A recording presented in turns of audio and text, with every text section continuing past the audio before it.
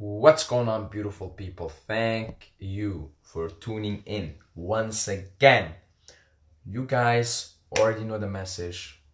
You know the theme of these videos, right? We are one consciousness experiencing itself subjectively.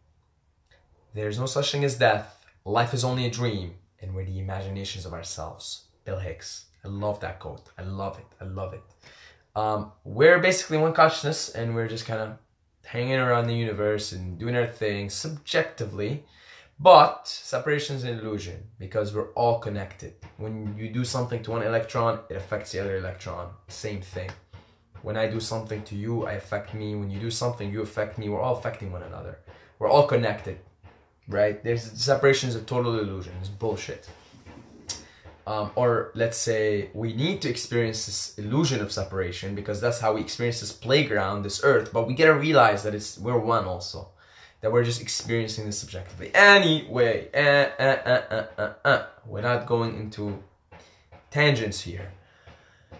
What I want to talk about is how to handle criticism if you're someone, what they call these days on the streets, empath, I think. That's the term the kids use these days on the street, empath, meaning someone you feel emotions right away. Like if you see someone happy, you can pick up on their happiness right away and become happy. And if you see someone sad, you can kind of become sad right away. And if you go into a negative environment, you start to feel the anxiety in it. And if you go into a positive nature environment, you feel so good and full of love, right? So you're someone that if somebody criticizes you, you feel those words. Like if someone throws like really shitty words at you, like, oh, you're just a piece of shit. Like you're not even, like, you're the lowest quality piece of shit too, you know?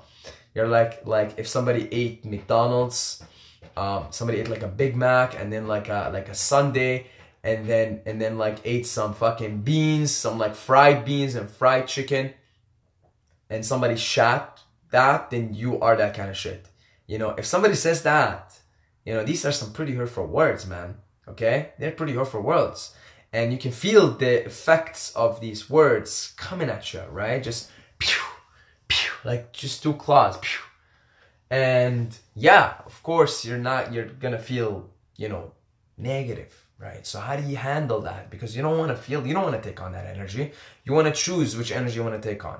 You know, you want to choose to always take on positive energy, good energy, not negative energy. And if somebody throws these words at you, how do you deal with it? Well, okay, criticism, right? Again, somebody criticizes you for being such a piece of shit. What do you do about that?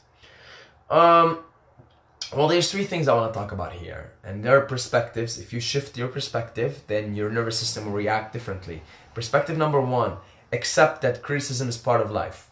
That part of experiencing this earth thing is criticism and contrast. We need the contrast. We need the other. We need the night for the day. We need the darkness to experience light. That's just the way earth is programmed. That's the playground that's called earth, okay? So,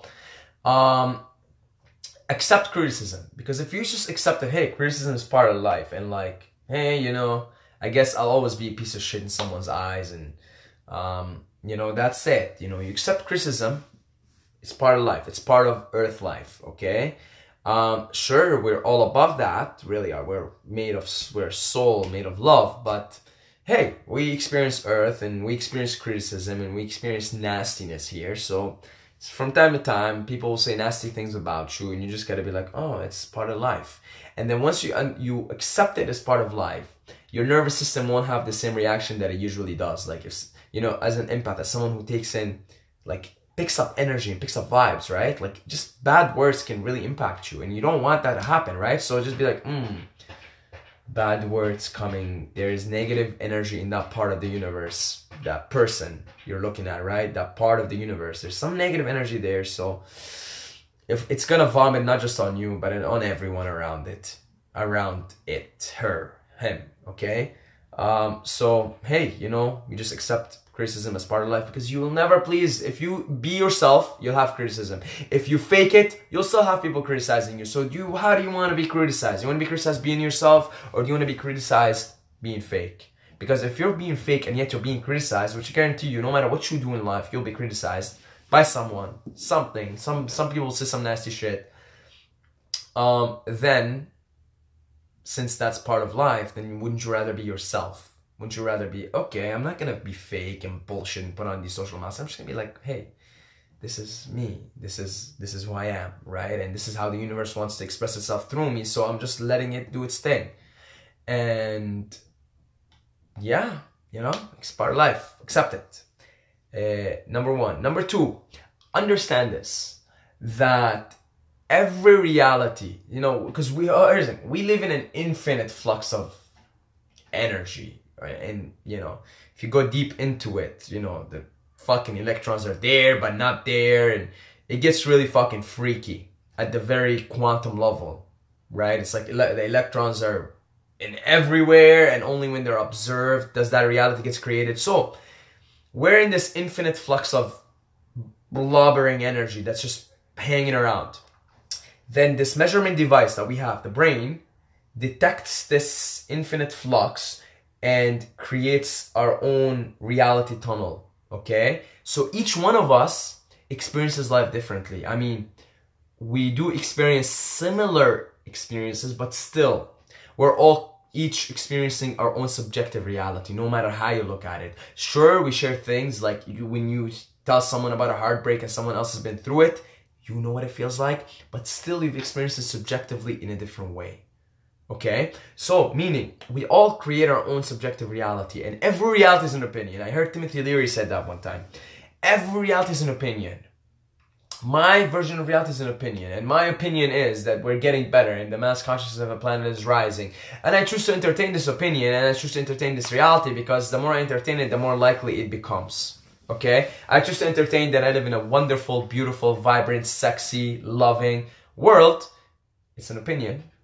It's not, it's my reality. Every reality is an opinion, but hey, I like that opinion. It helps me. It definitely brings more positive shit into my life. You know, the more I entertain this opinion, the more this reality seems to make sense for this subjective experience that I'm creating through my brain, detecting this reality and creating it through my subconscious beliefs, my childhood experiences, and everything else in between. Everything that I've experienced in this incarnation up until now. So, when you understand that everybody's just projecting into the world their own opinion, so then you're like, oh, somebody comes up to you like, you're a piece of shit.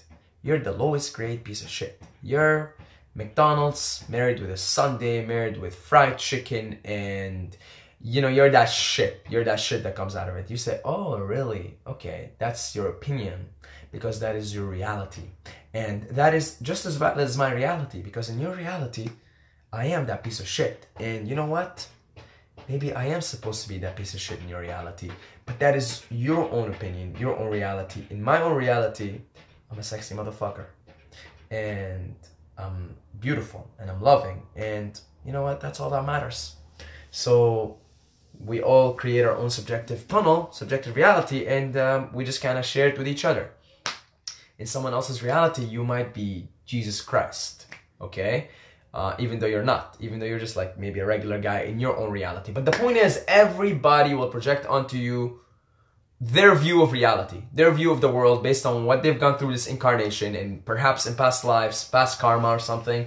But mostly in this lifetime, mostly in what's happening in this lifetime, right? They'll project onto you what they think about the world. Maybe they think the world is garbage, it's full of shit, and because that's the frequency they're tuned into. So once you understand that, then really it doesn't hit you as much anymore, because you understand, hey, positive shit. I'm in control of my vibe. I'm in control of my vibration. I'm in control of my vibe.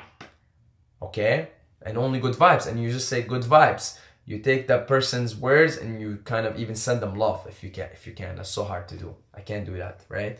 I just ignore it usually. But the higher thing to do is to actually even send that person love. Realize that, hey, you know, this person is just having a terrible incarnation. He thinks the world is shit, and so thinks I am a piece of shit because he thinks everything, because he thinks he's a piece of shit, or she thinks she's a piece of shit. And then they have to share the piece of shitness all around them, okay? Because that's what they think about themselves, right? So having that sense of compassion for that person is probably the highest thing you can do. And I'm telling you, like, I just tend to ignore these things. I've learned to ignore, but you know, the higher thing to do would even be to have compassion and send love towards that person that is giving you shit talks, okay?